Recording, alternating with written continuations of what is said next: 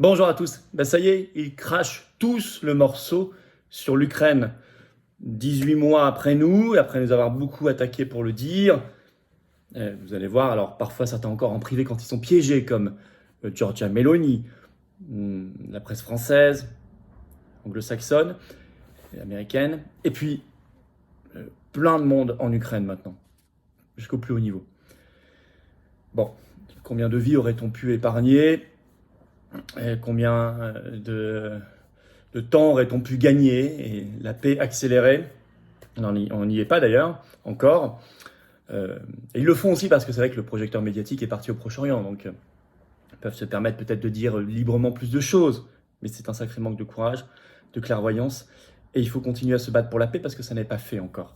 On va voir tout ça dans cette vidéo. C'est un cas d'école, hein. C'est un cas d'école. Hein. Comment on peut diaboliser, attaquer une position pour finalement dire la même chose 18 mois plus tard, mais en ayant pris la responsabilité de tant de morts et de perte de temps et de destruction. Et pour nous, de ruine, puisqu'on paye beaucoup là-dedans. Je vais vous expliquer tout ça dans un instant, ça a beaucoup bougé. N'hésitez pas à partager la vidéo, n'hésitez pas à vous abonner à cette chaîne YouTube, cliquez sur s'abonner, ou à vous réabonner si YouTube vous a désabonné. Il paraît que ça arrive à foison en ce moment. Vérifiez, réabonnez-vous s'il vous plaît. C'est un petit clic, c'est gratuit, c'est fait. C'est s'abonner à la chaîne et ça fait que les vidéos sont beaucoup mieux recommandées par YouTube automatiquement. Donc on va toucher de nouvelles personnes qui peut-être ne nous connaissent pas encore. Donc grand merci, je sais que vous savez que c'est important. On se retrouve en direct ce vendredi 3 novembre à 19h sur cette chaîne. Hein. Ouh là là, on a pas mal de choses à voir. L'actualité internationale bien sûr, nationale aussi, l'avenir, les européennes aussi, l'actualité française mondiale la plus explosive, la plus intéressante. On regardera tout ça en direct sans aucun tabou. Hein. C'est ouvert à tout le monde, venez, ramenez du monde et puis je prends toutes vos questions en direct. Hein. Et préparez-les. Ce sera à 19h, sans langue de bois, ce vendredi 3 novembre sur cette chaîne.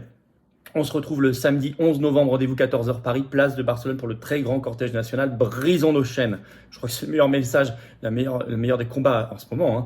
L'Union européenne, OTAN, guerre, censure, brisons nos chaînes.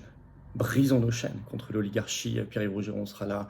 On aura les interventions de Philippe Murer, d'Aldostérone. J'en attends d'autres également.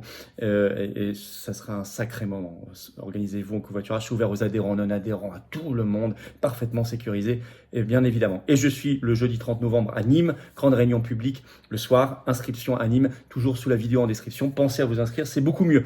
On y va. Ukraine, ça y est. Ils crachent tous le morceau.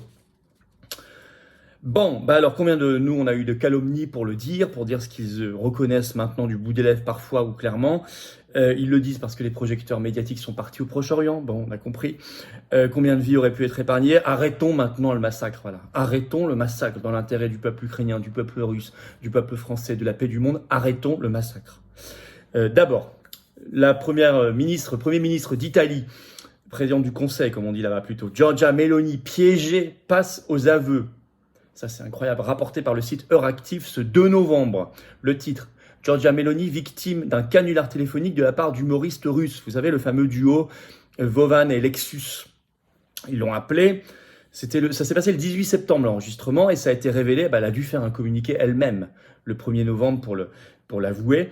Elle pensait parler, elle est enregistrée tout, hein, au président de la commission de l'Union africaine, et elle pensait parler avec lui de l'Ukraine surtout, et aussi de la politique migratoire dans l'Union européenne. Alors elle passe aux aveux sur l'Ukraine.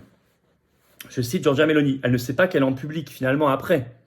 Elle croit qu'elle est en conversation téléphonique privée. Je cite Meloni. La contre-offensive ukrainienne ne se déroule pas comme prévu et n'a pas changé le destin du conflit. Elle ajoute, le moment approche où tout le monde comprendra que nous avons besoin d'une issue. Mais quel sacré retournement de veste.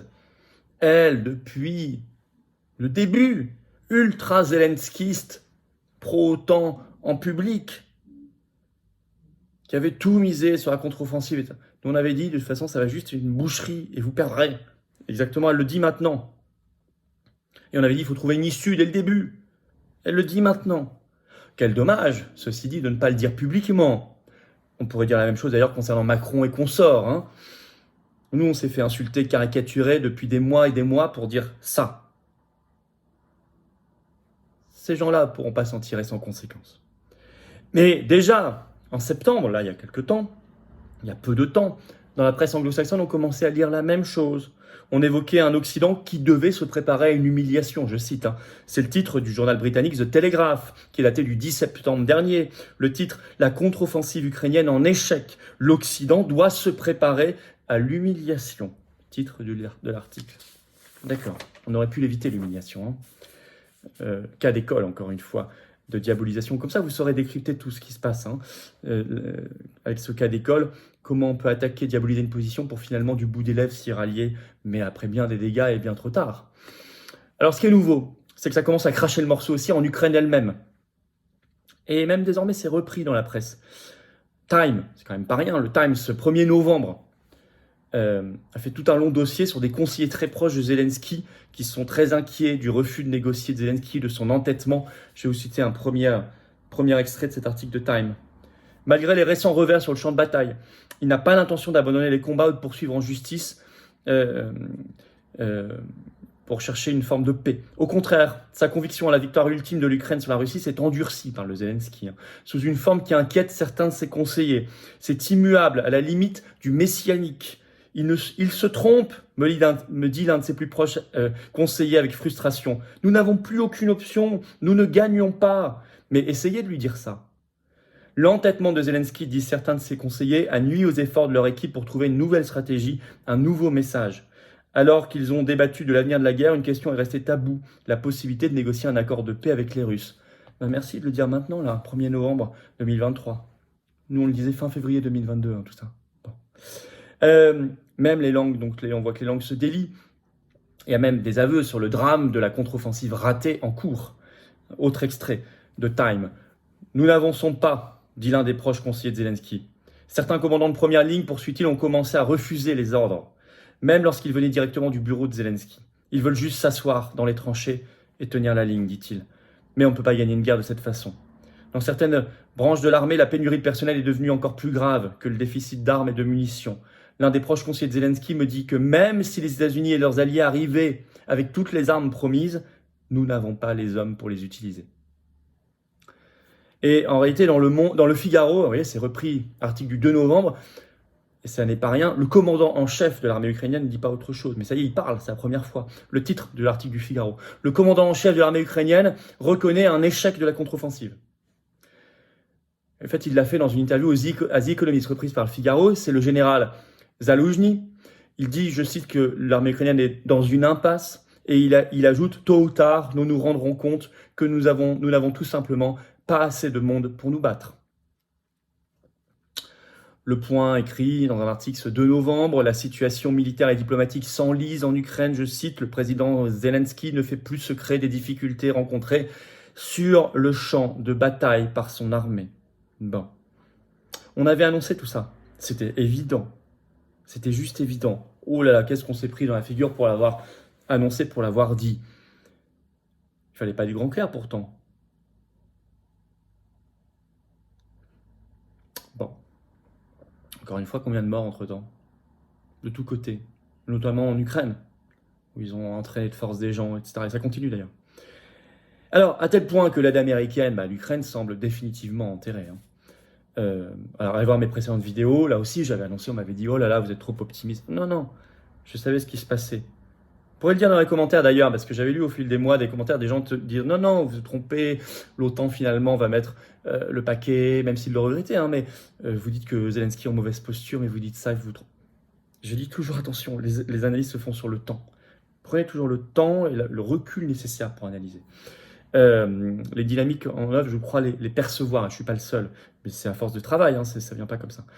Du nouveau, Fox News, ce 31 octobre, le titre « Les républicains de la Chambre des représentants exigent la transparence de l'administration Biden sur la façon dont les fonds américains sont dépensés en Ukraine.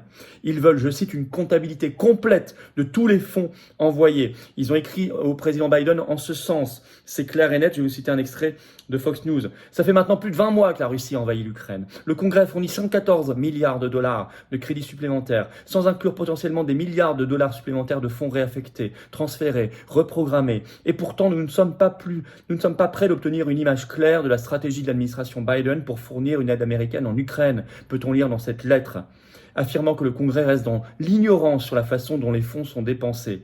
Dans un communiqué de presse partagé pour la première fois avec Fox News Digital, le comité a exhorté l'administration Biden à être responsable, transparente et surtout honnête avec le peuple américain au sujet du financement de l'Ukraine. Et là, dans la nuit du 2 au 3 novembre, la Chambre des représentants n'a pas approuvé une nouvelle fois un centime d'aide, $1 d'aide à l'Ukraine.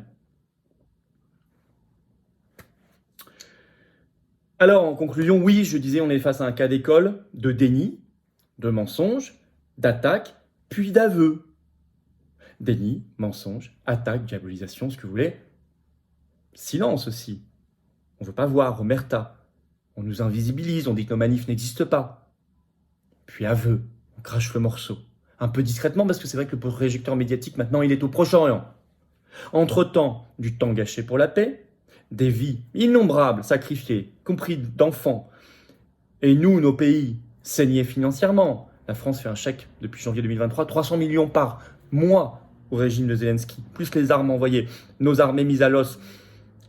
Nous sommes par ailleurs victimes des idiotes sanctions anti-russes, explosion des prix de l'énergie en particulier. Alors stop. Vous savez, il n'est jamais trop tard. Comme on dit, mieux vaut tard que jamais. Stop maintenant. Plus d'armes, plus d'envoi de crédit. On reconnaît les choses et on pousse à des négociations de paix. Et la France peut jouer ce rôle. Vraiment, faisons pression très fortement. On obtient toujours des choses à faire pression. Regardez les opinions publiques comme elles obtiennent des choses. Continuons massivement. Relayez cette vidéo. Abonnez-vous s'il vous plaît pour cela à cette chaîne YouTube. Vous cliquez sur s'abonner en dessous, un petit clic, c'est fait. Ou réabonnez-vous si YouTube vous a désabonné. Il suffit que vous vérifiez. Réabonnez-vous le cas échéant. C'est un clic, c'est gratuit. Ça aide par les algorithmes de YouTube à ce que la vidéo soit mieux diffusée, mieux référencée, mieux proposée aux gens, davantage proposée. Voilà. On se retrouve à 19h sur cette chaîne ce vendredi 3 novembre en direct. Je prends toutes vos questions, toute l'actu, sans tabou, sans aucun tabou. Ramenez du monde, c'est ouvert à tout le monde. Soyez là à 19h. Rejoignez-moi. Voilà, aux patriotes. Venez vous battre pour la paix, vous aussi. La paix, elle est là. On avait la vérité, on a la vérité. On se bat pour la vérité, on ne l'a pas forcément toujours, mais on se bat sincèrement pour elle. Pour la liberté aussi, le respect, la paix civile, la dignité, l'avenir de nos enfants possible. Sinon, il est impossible dans ce monde et dans cette France. Mais il faut venir maintenant. C'est un mouvement anti-oligarchique. C'est beau d'être aux patriotes. C'est beau d'être dans le rassemblement et de se battre concrètement comme on fait. Comme on va le faire samedi 11 novembre. Rendez-vous à Paris pour la grande manif nationale. Brisons nos chaînes. Rendez-vous 14h, place de Barcelone. Venez, sans inscription, c'est ouvert à tous. C'est sécurisé, adhérents et non-adhérents. Mais c'est beau de se battre. Et oui. Adhérer, réadhérer, c'est le premier lien sous la vidéo en description. Pour le faire également, je l'ai mis en commentaire épinglé, une petite fiche maintenant sur l'écran, et dans quelques secondes, un lien sur l'écran. Faire un don de soutien au mouvement, c'est le deuxième lien sous la vidéo en description. La manif va coûter très cher, tout coûte cher. Chaque affiche, chaque tract distribué, collé chaque jour par nos valeureux référents, délégués, militants, que je félicite, ça coûte. Eux, ça leur coûte en énergie et en temps, et ça coûte en argent pour le mouvement. Vous pouvez faire un don de soutien. On n'a pas les millions du système, on n'a pas ses copains et ses réseaux, vous le savez bien. C'est ça la résistance. Adhésion, réadhésion, don, c'est défiscaliser aux 2/3 pour vous des baisses concrètes de vos impôts. Profitez-en, très concrètes, sonnantes et trébuchantes. Voilà. Et puis par ailleurs, vous le savez, 30 novembre, le soir, je suis à Nîmes, grande réunion publique, inscription sous la vidéo en description. Allez, grand bravo aux donateurs, aux réadhérents, bienvenue aux nouveaux adhérents patriotes. Vive la France!